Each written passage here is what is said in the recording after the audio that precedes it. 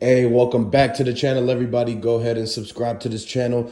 Comment down below, like this video. Let me know where y'all from, and let me know if you a fan of Young Dolph or anybody else. Let's get right into it, man. So, the whole situation with Yo Gotti's brother, man, it sucks. It's crazy to have, like your whole family, and then all of a sudden, one of your relatives go down for something that you were part of, man. Anytime that happens, it's a disappointment, man. Because how many of y'all ever had a situation where one of your cousins, brothers, or something like that turns on you, man?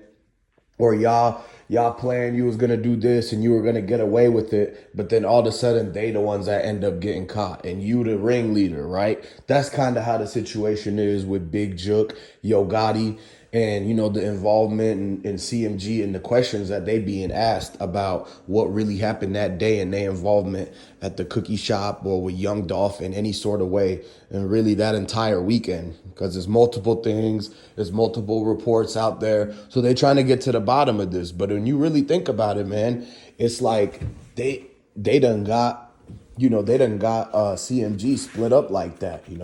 It's the people who are the bosses, and then it's the workers, man. Because the rappers, the dudes that went and did the dirt, Big Jug, the brothers, right? They are the ones who's catching the heat right now. And then Moneybag Yo, Black Youngster, Yo Gotti, they get to live it up, enjoy all the millions, not have to deal with the repercussions or anything like that.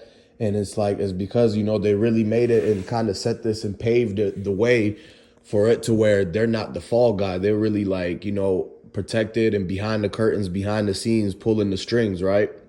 And it's like, like how everybody was saying at the beginning, all the hit got sent from higher up, right? And so guess what? The higher ups, the people who are, in charge of that situation and called the shots and literally get to be the ones who kind of chill behind the scenes and pull the strings, right? While Big Jook, he's on the field. Lil Migo and them straight dropping them, they on the field. So of course they get picked up first, and they was already basically talked amongst themselves like, yeah, if you tell, you can't tell this, you can't tell that. They already kind of have like a go-to plan of what they're actually gonna tell on. And so with that, then it comes fast forward to where they actually end up getting caught. They actually end up getting questioned at. And now you got the separation of like, here's all the worker people from CMG, and then here's the ringleaders and the boss men who, hiding behind the curtain, right? And so that's when you really start to see, and these dudes will start to actually tell and point the people in the direction of, oh no, they're the real leaders are over there. The people with all the bread is over there. The people who, made the plan and told us what to do, that's really over there. And so, it always comes down to like when stuff hits the fan and, everything breaks down and, the pressure's on, the back against the wall, a lot of people, they're going to crumble under the pressure and, tell and point the fingers. And so that's why it's not even a good idea to try to get involved in something to where you have to rely on another person to keep the secret. You can't do that. People don't keep secrets these days. You got to understand there's all sorts of secrets that get leaked. The secret formulas to food, the secret recipes to this and that, grandma's secret recipe, the secret code, the password, all that kind of stuff. It gets out. And so that's why you really can't trust nobody to hold the secret for so long, because eventually after, especially if they're getting questioned on it and if they're looking at 100 years, or they just have to tell what the secret is, they're gonna definitely tell. A lot of people, they're gonna go with the how they're tough and how they're loyal, and they with the streets, the street life and everything like that, right? Then all of a sudden, once they looking and they getting that interrogation light shined at them, or they start to realize like the situation that they're in and how they're going to be the ones who get all the blame, and it's not going to be equal split of the blame. That's not how it goes down. They pick people for a reason, because they're not smart enough to understand that they're being a crash test dummy, basically. And it's like at that point, they think that they're gonna get some type of like, oh, if anything happens, they're gonna get me out, they're gonna bond me out right away. Not in all situations is you gonna get bond right away. And a lot of people, if they come in, like let's say if Yo Gotti's brother was to get captured or something, and Yo Gotti came and bond him out, that's gonna look crazy on Yo Gotti. That's gonna look crazy on whoever. If somebody did something wrong, they got caught up, and then you come to bail them out. Now they're gonna be looking at you like, oh, are you some type of involved in this, like to get him out like that? Especially if they already think CMG is part of it, right? Then it's like somebody from CMG can't come and save him, because then it's like, oh look, see, we got one of the CMG people, the crash test dummies, to tell, and da da da, and they got locked up. And then look who comes right away. All the rest of the CMG people come to bail them out. Then that's gonna connect the dot for them. That's why they always had to have some random family member or random person that hasn't showed up in a while end up showing up to bail them out, because they don't want them to come back and connect the dots and say, yeah, CMG member got caught for doing this and that. He told, and the CMG people paid to get him out so that, he doesn't sit in there longer and get more interrogated. And so that's really what's going on when they tried. That's why they had to send random other people.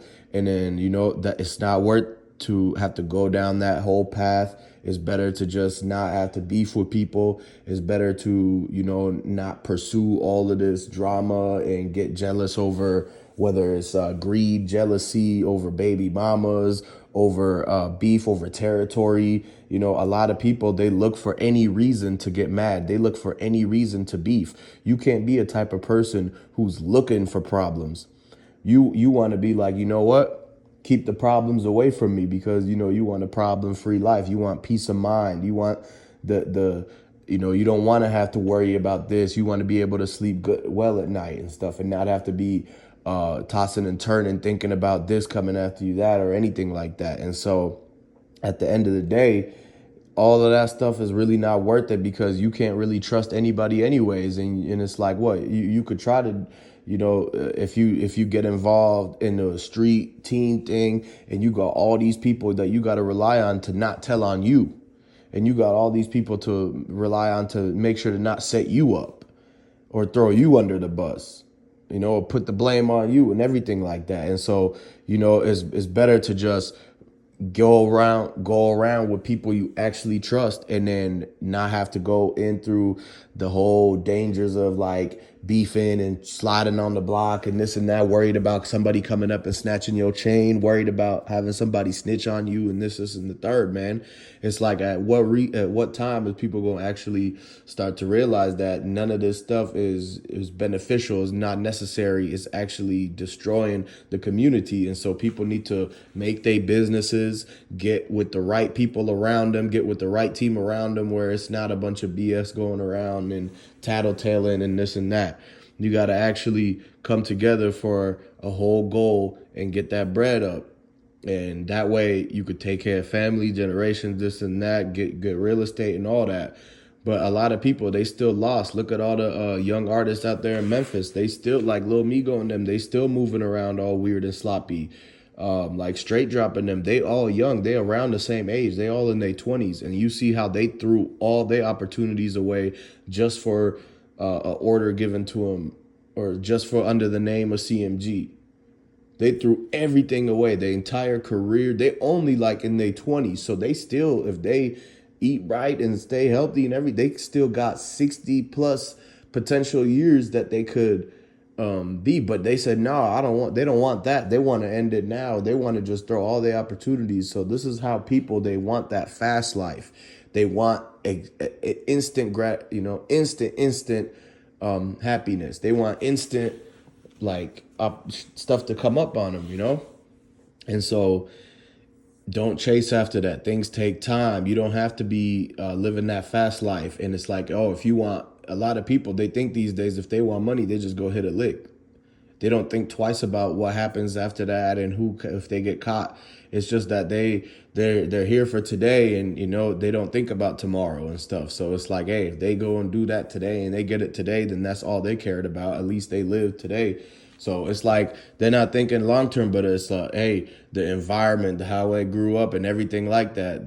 But the fact is now, if they're actually supposedly getting money, and if they supposedly big famous rappers, or at least have some type of buzz, why would they still be involved in the same old things? At what point do you get out? If you're a millionaire, you see what happened to Young Thug. He's a millionaire and he still got involved into all of these things. But you see, the stuff was coming, the stuff they was even digging back deep into 5 years ago, 10 years ago type of stuff. So at the end of the day, you just got to understand to get onto something legit serious you can make last long for years and years and years, pass it down and just keep eating up and stacking up and not have to worry about always having something happen in the streets, you know. And people still got to worry about that. So that's already enough to worry about. You don't need to enhance it and add on more to it. So basically, with that being said, just subscribe to the channel, like this video, comment down below, let me know where y'all from and who you a fan of. I'm gonna catch you on the next one.